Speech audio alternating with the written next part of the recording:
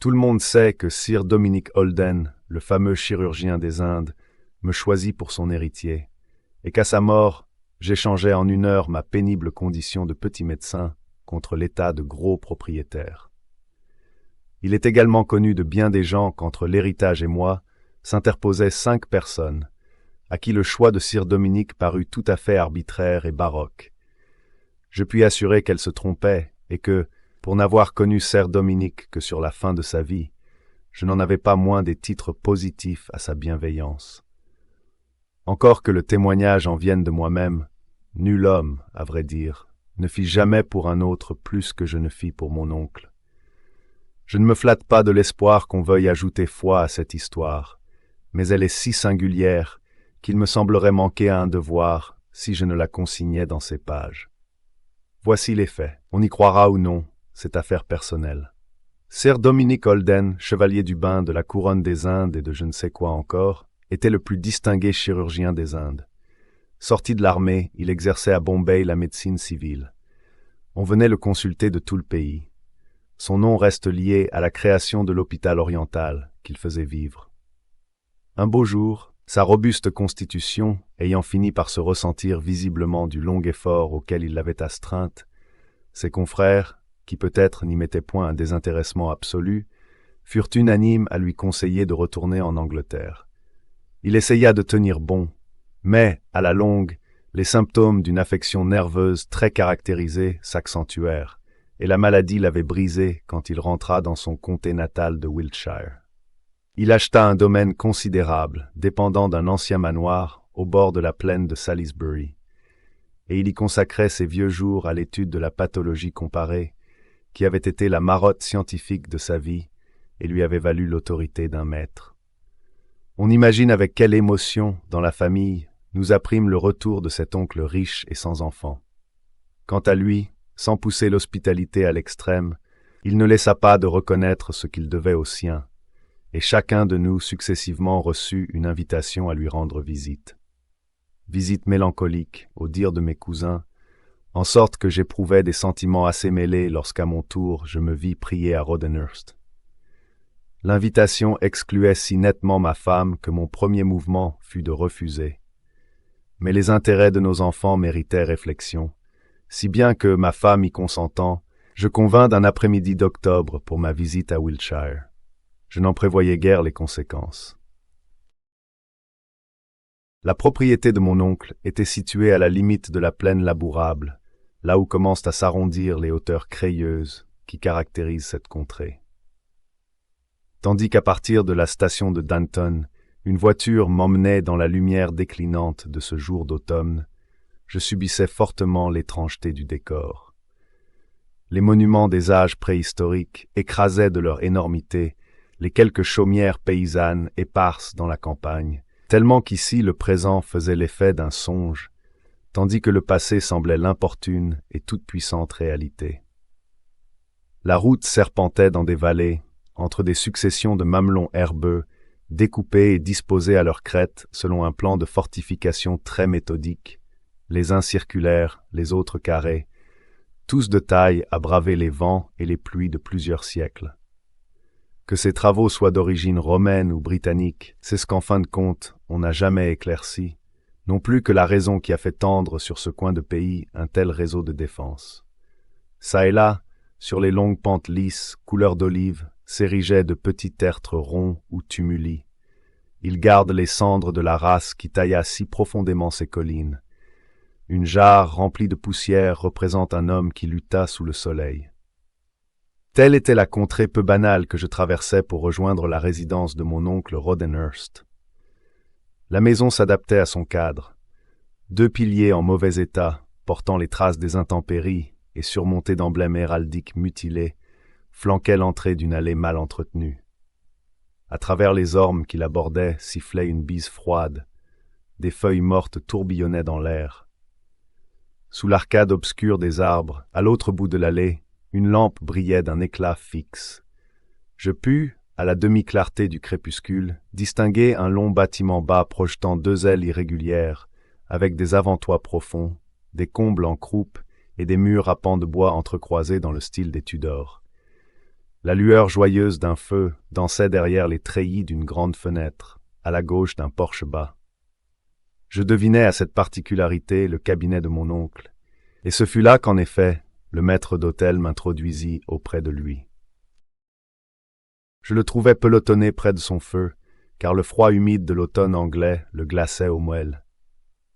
Il n'avait pas allumé sa lampe, mais le reflet pourpre des braises me montra une large figure abrupte, un nez et des joues de peau rouge, et courant des yeux au menton, 1000 profondes crevasses, sinistres indices d'une secrète nature volcanique. Il se leva vivement à mon entrée, avec une courtoisie qui tenait presque d'une autre époque, et me souhaita chaleureusement la bienvenue. On fit de la lumière. Je pus alors me rendre compte que 2 yeux scrutateurs me guettaient sous la broussaille des sourcils, comme des éclaireurs sous un buisson, et que cet oncle exotique était en train de fouiller dans mon caractère avec l'aisance d'un observateur averti et l'expérience d'un homme du monde. De mon côté, je ne m'arrêtais pas de le regarder, car je n'avais jamais vu un homme dont l'aspect méritât davantage l'examen. Bâti en colosse, il avait dépéri au point que son pardessus tombait lamentablement raide du haut de 2 vastes épaules saillantes. La maigreur consumait ses membres énormes. Je considérais malgré moi ses poignets bosselés, ses longues mains noueuses. Mais ce qu'il y avait de plus remarquable chez lui, c'étaient les yeux, ces yeux bleus limpides qui vous épiaient à la dérobée. Et non pas seulement à cause de leur couleur, ni à cause des sourcils derrière lesquels ils semblaient en embuscade, mais à cause de l'expression que j'y pouvais lire. Car la physionomie du personnage était hautaine, comme ses allures, et l'on se fût attendu à trouver dans ses yeux une arrogance correspondante. Au contraire, j'y découvrais le regard qui dit une âme intimidée et opprimée, le regard furtif et anxieux du chien dont le maître prend la cravache. Je n'eus qu'à voir ses yeux, si lucides à la fois et si humbles, pour former mon diagnostic. Je jugeais mon oncle atteint d'une maladie mortelle, conscient d'un risque permanent de mort subite et terrorisé par cette idée. En quoi je me trompais, comme la suite m'en fournit la preuve. Je n'ai noté le détail que pour aider à comprendre le regard qui m'apparut dans ses yeux. Il me fit, ai-je dit, un accueil plein de bonne grâce. 1 heure plus tard environ, je me trouvais assis entre sa femme et lui devant un dîner copieux, à une table couverte de friandises piquantes et bizarres. Un domestique oriental, vigilant et diligent, se tenait derrière sa chaise.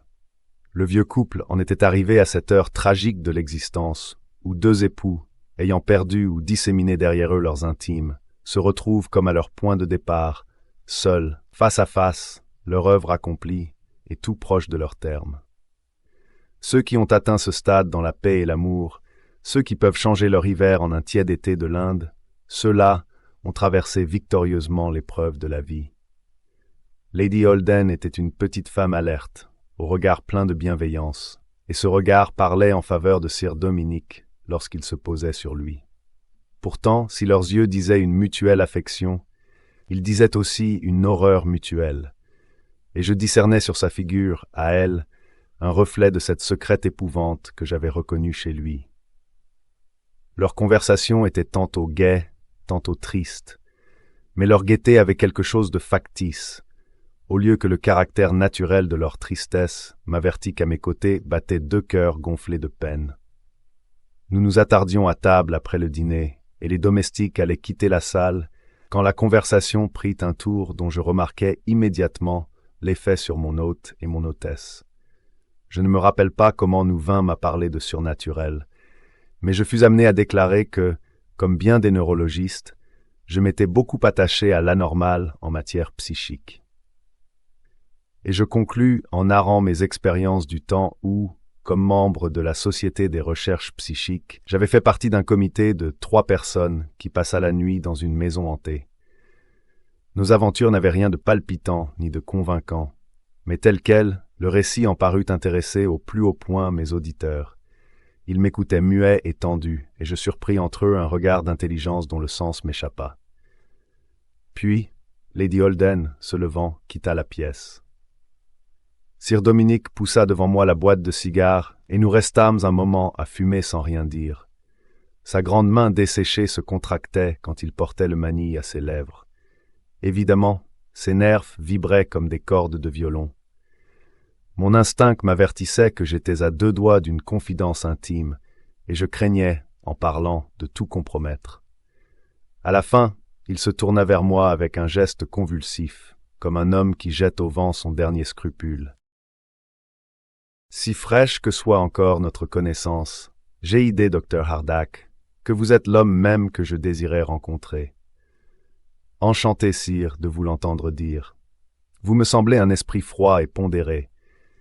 Dispensez-moi de compliments, les circonstances sont trop graves pour que nous puissions nous passer de franchise. Vous avez, sur ces questions de surnaturel, des notions spéciales. Vous les considérez évidemment de ce point de vue philosophique où elles excluent toute terreur vulgaire. Je présume qu'une apparition ne vous effraierait pas, il me semble. Elle vous intéresserait peut-être? Vivement. Comme observateur psychique, vous l'étudieriez de la même façonnelle qu'un astronome le passage d'une comète? Tout juste. Il soupira. Croyez-moi, Dr. Hardack, il fut un temps où j'aurais parlé comme vous faites. La solidité de mes nerfs était proverbiale dans l'Inde. La révolte même ne les ébranla pas un instant. Et vous voyez où j'en suis, pas d'homme plus craintif que moi peut-être, dans tout le comté de Wiltshire. En ces matières, gardez-vous de trop d'assurance, ou vous pourriez vous trouver soumis à une aussi longue épreuve que celle que j'endure, une épreuve qui ne finira que par la maison de santé ou la tombe. J'attendis patiemment qu'il crût à propos d'aller plus avant dans ses confidences. Ai-je besoin de dire que son préambule avait piqué au vif ma curiosité? Depuis quelques années, ma femme et moi traînons une vie misérable à cause d'un fait si extravagant qu'il frise le ridicule. L'habitude même ne nous l'a pas rendu tolérable. Au contraire, plus le temps passe, et plus je sens mes nerfs, sous l'effet d'une action constante, s'user et se détraquer. Si vous ignorez la crainte physique, Dr. Hardack, j'apprécierais vivement votre opinion sur le phénomène qui nous bouleverse. Vaille que vaille, mon opinion est entièrement à votre service. Puis-je vous demander la nature du phénomène? Je crois que votre expérience aurait une plus haute valeur démonstrative si je m'abstenais de vous dire à l'avance ce que vous allez affronter. Vous savez par vous-même quel travail inconscient du cerveau, quelles impressions subjectives un sceptique scientifique serait en droit d'invoquer contre votre témoignage. Autant vous mettre tout de suite en garde. Que faut-il que je fasse? Je vais vous le dire. Voulez-vous prendre la peine de me suivre? Nous sortîmes de la salle à manger, et par un long couloir, il me conduisit jusqu'à une porte ouvrant sur une grande chambre nue, aménagée en laboratoire, avec beaucoup d'instruments et de flacons. Sur l'un des côtés courait une étagère où s'alignaient en grand nombre des bocaux renfermant des pièces d'anatomie pathologique. « Vous voyez que je n'ai pas tout à fait abandonné mes études, dit Sir Dominique. Ces bocaux sont tout ce qui me reste d'une très belle collection, dont je perdis malheureusement la plus grande partie dans l'incendie qui détruisit ma maison de Bombay en 1892. Ce fut pour moi, sous bien des rapports, une triste affaire. J'avais des pièces très rares, ma collection splénique notamment était superbe. Voilà ce qui en a survécu. Je donnai un coup d'œil aux pièces de la collection, et vis qu'en effet elles étaient rares et d'un très grand intérêt pathologique. Organes tuméfiés, kystes béants, os déformés, parasites hideux, singulière exhibition des produits de l'Inde. « Vous le voyez, il y a ici un petit canapé, dit mon oncle. Nous n'avions certes aucune intention de traiter aussi médiocrement un hôte, mais puisque les choses ont pris le tour que vous savez, il serait tout à fait aimable à vous de consentir à passer la nuit dans cette chambre. Je vous en prie, n'hésitez pas à me dire si l'idée vous répugne le moins du monde. Au contraire, dis-je, je la trouve on ne peut plus acceptable. Ma chambre est la deuxième à gauche, de sorte que si vous veniez à avoir besoin de compagnie, je serai près de vous au premier appel. J'espère bien n'avoir pas à vous déranger. Il est peu probable que je dorme, je ne dors guère. N'hésitez pas à m'appeler. » Et nous allâmes rejoindre Lady Holden au salon, où nous causâmes de choses moins sévères. Il n'y avait de ma part aucune affectation à dire que la perspective d'une aventure nocturne n'était pas pour me déplaire. Non plus qu'un autre, je ne prétends au courage physique, Mais certains sujets perdent, à un commerce familier, ce pouvoir de terreur vague et indéfinie si fort sur l'imagination humaine. Le cerveau n'est pas capable de deux émotions violentes simultanées. Quand c'est la curiosité qui l'emplit, ou l'enthousiasme scientifique, il n'y a plus de place en lui pour la crainte. Sans doute, mon oncle assurait qu'à l'origine il avait pensé de même. Mais je réfléchissais que l'ébranlement de son système nerveux devait avoir pour cause, autant que ses quelques expériences psychiques, les 40 années de son séjour dans l'Inde. Moi du moins, je gardais intact mon cerveau et mes nerfs, et je ressentais quelque peu cet agréable frisson de l'attente qu'éprouve le chasseur en prenant position à l'endroit fréquenté par son gibier, quand je refermais derrière moi la porte du laboratoire, et que m'étant dévêtu à demi, je m'étendis sur le canapé, enveloppé dans une couverture de grosse laine. L'atmosphère qui régnait autour de moi n'était pas précisément celle d'une chambre à coucher. Des odeurs chimiques, entre lesquelles dominait celle de l'alcool de méthyle, alourdissaient l'air. La décoration de la pièce n'avait, elle non plus, rien de sédatif. Devant mes yeux s'allongeait l'abominable rangée de bocaux, avec leurs reliques de souffrance et de mort. Par la fenêtre sans persienne, une lune à son 3e quartier coulait sa clarté blanche, et sur le mur d'en face s'inscrivait un carré d'argent à filigrane de treillis. Ma lumière éteinte, cet unique pan de lumière, au milieu de l'obscurité générale, prenait un aspect troublant et fantastique. Le silence planait sur la maison, en sorte que les menues palpitations des branches dans le jardin m'arrivaient, douces et apaisantes.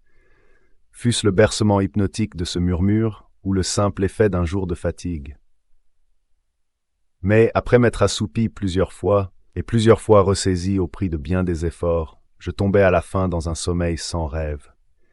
Un bruit dans la chambre m'éveilla. Instantanément, je me soulevai sur un coude. Des heures avaient passé, car le carré de lumière, glissé obliquement vers le bas, atteignait maintenant le pied de mon lit. Le reste de la pièce demeurait dans l'ombre. D'abord, je ne vis rien. Puis, très vite, mes yeux s'habituant aux ténèbres, je constatais, sans que ma préoccupation scientifique me défendît entièrement d'un frisson, que quelque chose se mouvait lentement au ras du mur. Un bruit amorti et traînant, comme celui de chaussons feutrés, me venait aux oreilles, et je distinguais, obscure et furtive, une forme humaine qui arrivait de la porte. En émergeant dans la zone lumineuse, elle précisa son détail et ses gestes. Je vis un homme court et trapu, vêtu d'une sorte de robe gris foncé qui lui tombait droit des épaules aux chevilles. La lune éclairait un côté de son visage. Il était brun, d'un brun chocolat, avec une touffe de cheveux derrière la tête, comme une femme.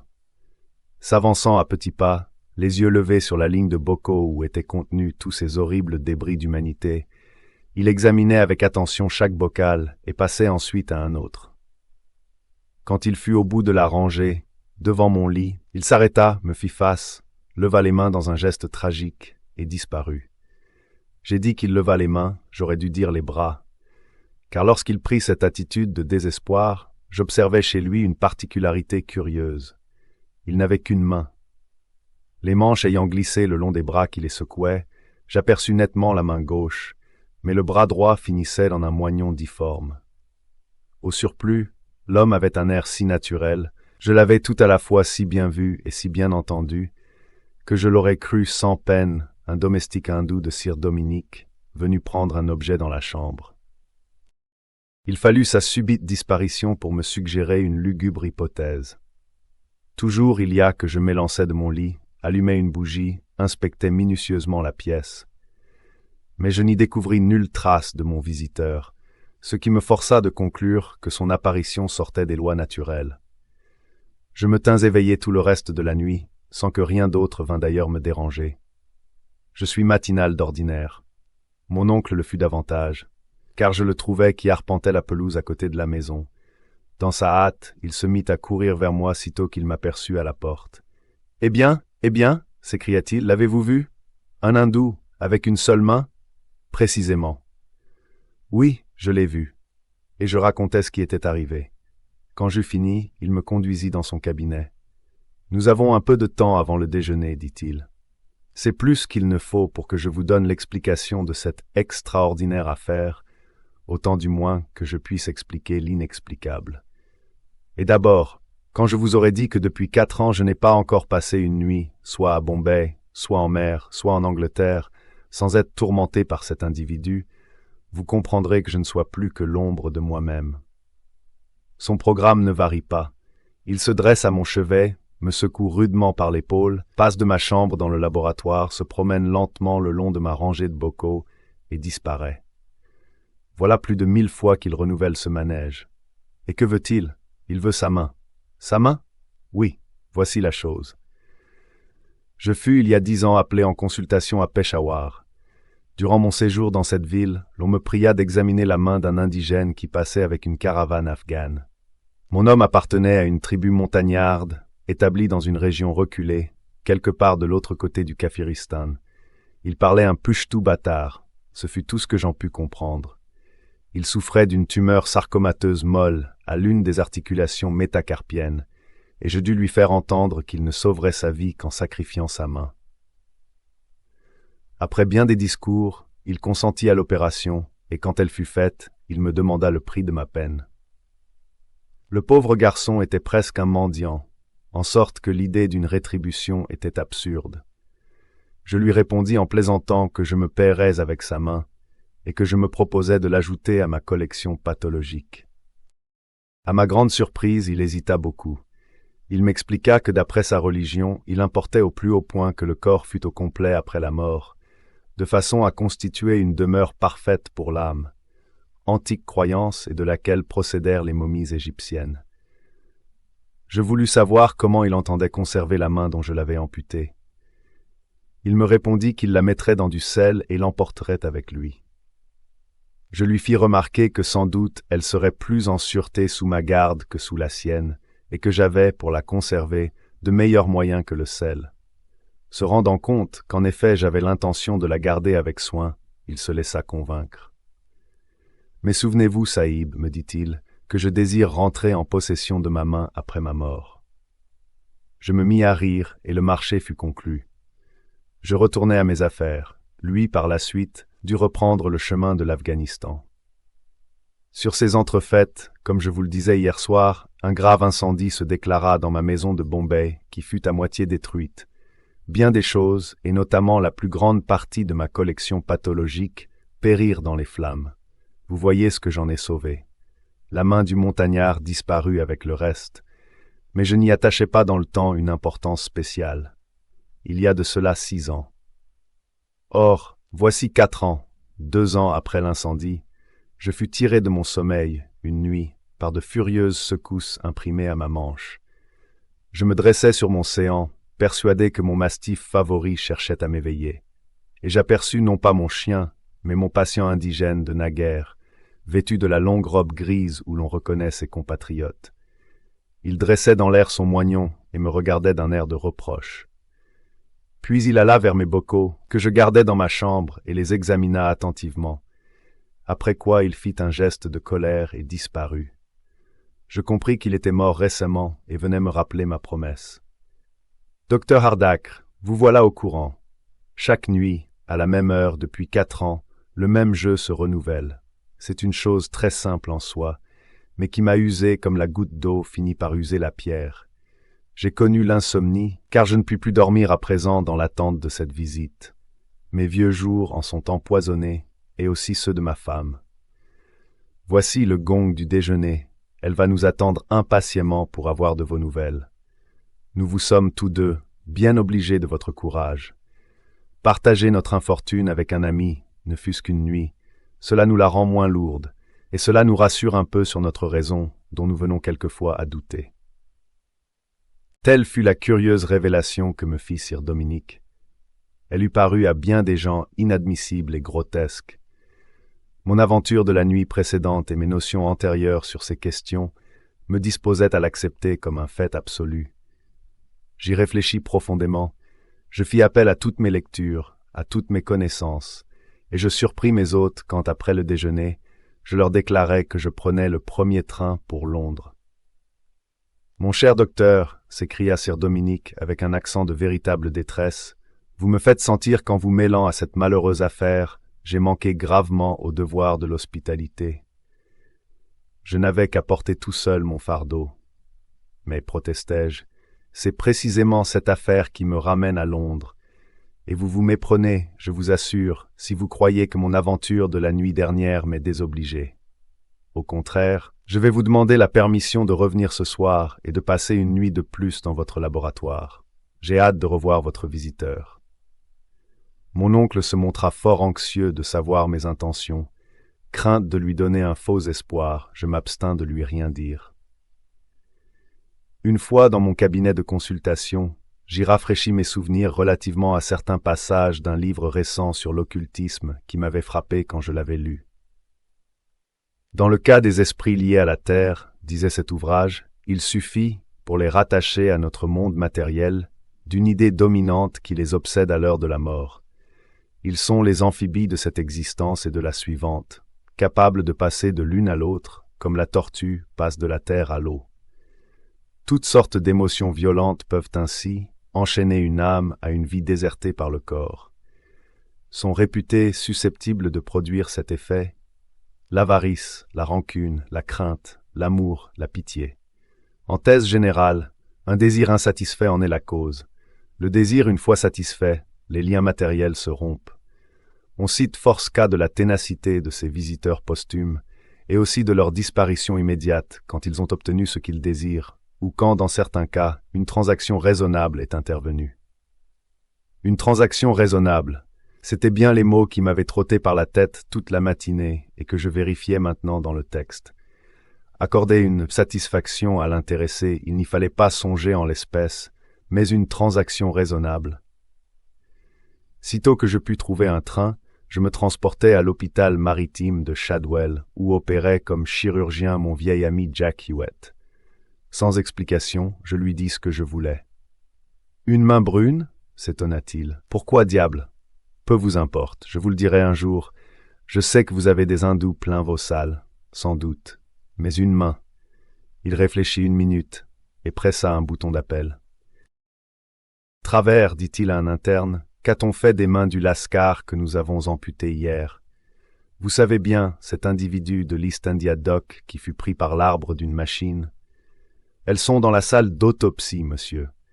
Emballez-en une dans des antiseptiques et remettez-la au docteur Hardack. » Ainsi, je me trouvais de retour à Rodenhurst avant le dîner, avec le curieux butin rapporté de la ville. Je ne dis rien à Sir Dominique, mais je m'installai pour la nuit dans le laboratoire et plaçai la main du Lascar dans l'un des bocaux au pied du canapé. Naturellement, intéressé comme je l'étais par mon expérience, je ne songeais pas à dormir. Assis sur ma couche, éclairé dans le dos par une lampe à abat-jour, j'attendis patiemment mon visiteur. Cette fois, je le vis nettement tout de suite. Il apparut de l'autre côté de la porte, d'abord nébuleux, puis dessinant des lignes aussi distinctes que celles d'aucun homme vivant. Ses babouches, sous sa robe grise, étaient rouges et sans talons, ce qui expliquait le bruit étouffé de ses pas. Comme la nuit précédente, il passa lentement devant la rangée de bocaux et fit halte devant celui qui contenait la main. Il l'atteignit, tout frémissant d'espoir, le prit, l'examina avidement. Puis, les traits convulsés de rage, il le lança violemment sur le parquet. Il y eut un fracas d'objets brisés qui retentit à travers la maison. Quand je levai les yeux, l'hindou avait disparu. L'instant d'après, ma porte s'ouvrait toute grande et Sir Dominique faisait irruption dans la salle. « Vous n'êtes pas blessé ?» cria-t-il. « Non, mais fortement désappointé. » Il regarda, surpris, les débris de verre et la main brune sur le parquet. « Bon Dieu !» s'exclama-t-il. « Qu'est-ce que cela ?» Je lui dis mon idée et son piteux résultat. Il m'écouta très attentif et hocha la tête. « L'idée, fit-il, était bonne, mais je crains qu'il ne soit pas si simple de mettre fin à mes souffrances. Il y a maintenant une chose que je vous demande avec insistance, c'est de ne plus, sous aucun prétexte, occuper cette pièce. La peur que j'ai eue en entendant ce fracas d'apprendre qu'il vous fût arrivé quelque chose a été la plus pénible des angoisses que j'ai jamais éprouvées. Je ne veux pas m'y exposer encore. Il me permit toutefois de passer dans le laboratoire le reste de la nuit. Je demeurai là, tournant et retournant le problème. Mon insuccès me navrait. Pour m'en rendre le sentiment plus cuisant, la main du Lascar, restée sur le plancher, fut le premier objet que j'aperçus aux lueurs de l'aube. Je la regardais, couchée de mon long, quand tout d'un coup, une idée me traversa la tête comme une balle. Frémissant d'émotion, je bondis à terre, je ramassai l'affreuse relique.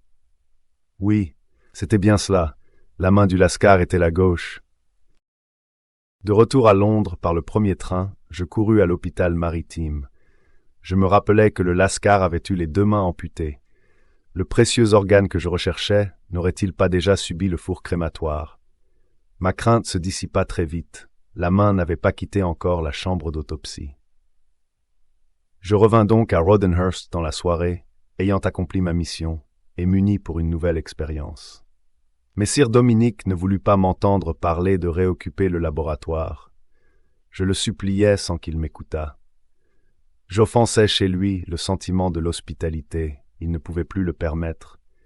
Je laissai donc la seconde main à l'endroit où, la nuit d'avant, j'avais mis la première, et j'allais occuper une chambre dans une autre partie de la maison, à quelque distance du théâtre de mes aventures. Mon sommeil n'en devait pas moins être interrompu. Au plus profond de la nuit, mon hôte se précipita chez moi. Il tenait une lampe.